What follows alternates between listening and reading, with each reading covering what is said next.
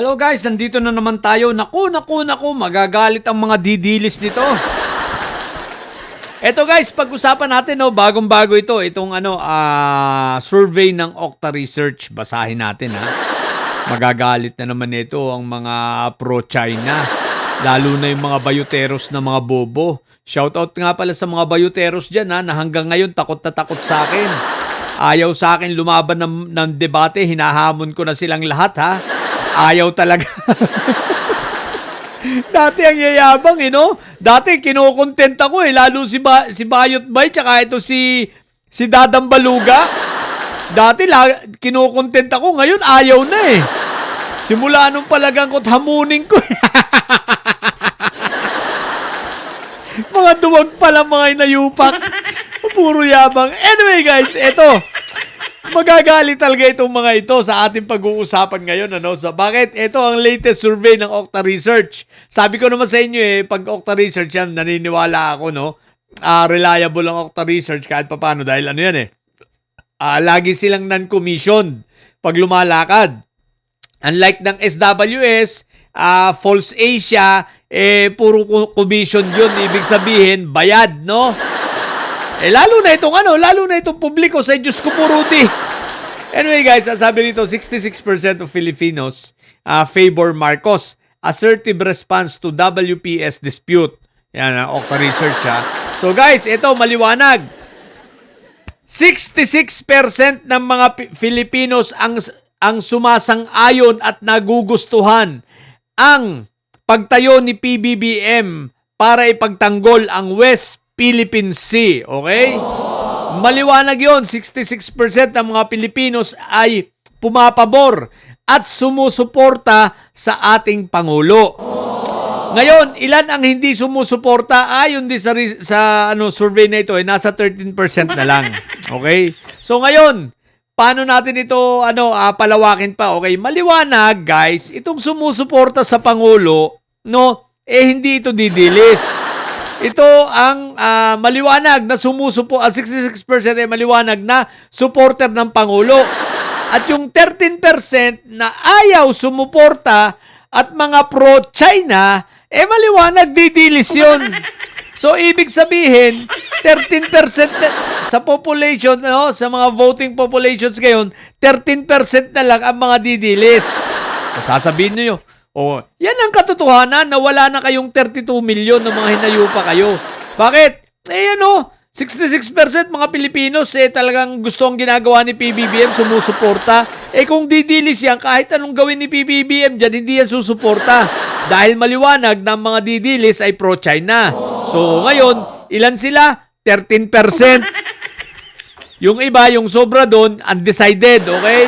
So, 13% na lang kayo, kaya wag na kayong umepal. Kitang-kita naman yan tingnan ninyo. Nakakailang rally na kayo, ilan ba kayo? Dumami ba kayo? Hindi. Yung rally ninyo, ilan sa Liwasang Bonifacio? 2,000. Nag-rally kayo kahapon, ilan lang? Binagyo kayo, inulang kayo ron, ilan lang kayo? Wala pa yata kayong 2,000. So, same mukha, same mga tao. Walang naiiba. Diba? Marami lang kayo saan? Sa trolls. Sa comment section, tapos hindi mga totoong tao. So, ibig sabihin, totoo talaga ang survey. Katunayan, nung nag-rally kayo sa Davao City, walang pumunta. Yung huling rally nyo, di ba? Yung huling rally ninyo, wala naman tao.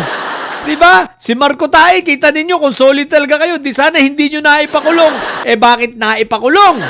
At nakakulong ngayon. Pati tuloy si Mike Diferensya sa katraidoran yung mga didilis kayo, hindi nyo man lang ipinagtanggol. Samantalang si Mike Diferensya, siyang bida-bida, nagdala ng 18 marites, di ba? Gumawa ng napakaraming mga kwento. Tapos hindi nyo ipinagtanggol man lang. Bakit? Kasi nga wala naman kayong bilang. Wala na kayong kakayanan. Di ba? Tapos magpipilit pa kayong madami kayo. Paano kayo naging madami? Ayan nga, ito tunay na marami. 66% ng mga Pilipino sumusuporta sa Pangulo. Tapos yung sa Inday Saya nyo, 13% na lang. Tapos may pa 32 million pa kayo na mga hinayo pa kayo. Alam nyo, kung totoo pang marami kayo, Kada panawagan ninyo ng rally, dumadami kayo. Hindi yung aasa na lang kayo sa kulto, di ba? Yung kulto na lang ang pag-asa nyo, kaso pati yung kulto hindi na natutuloy Hindi na sila dumadami. Marami ayaw sumama, marami pa mga tumiwalag na. At isa pa, kahit anong rally ng mga kulto, hindi nagtagumpay. Kita mo, ayaw nila ipahuhuli si Marco Tay. Yayabang pa ng ibang mga vlogger, subukan daw hulihin. Ayun, sinubukang hulihin. Ano nangyari? Di huli. Asa na pala yung mga vloggers na mga mayayabang dyan?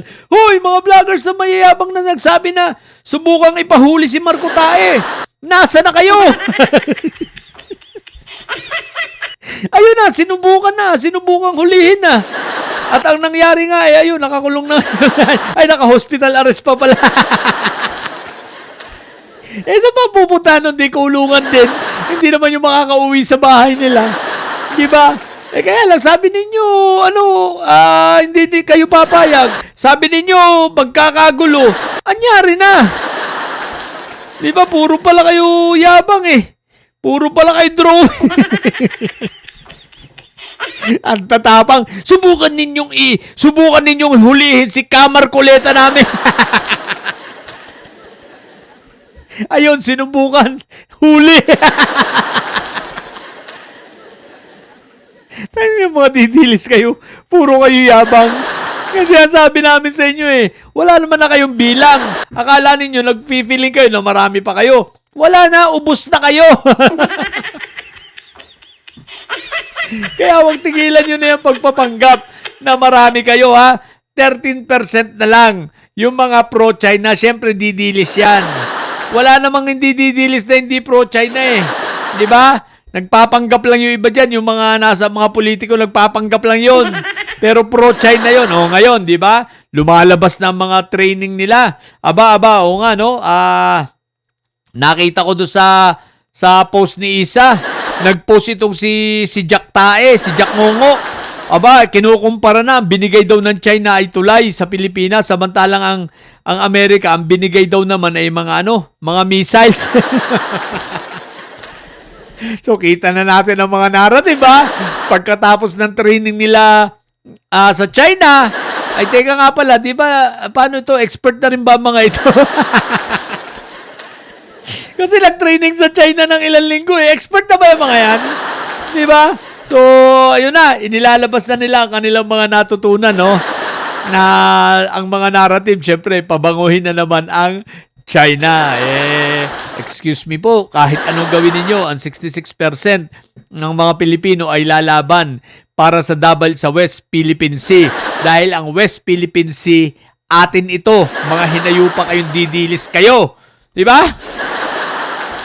Ang ayusin nyo na lang, buhay ninyo mga didilis, yung pagiging dukyut ninyo, mga hinayupa kayo. 13% na lang.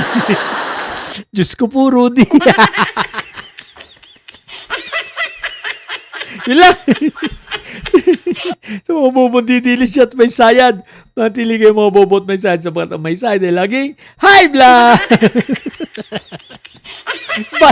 Ubus na ang didilis, ba't nahiga?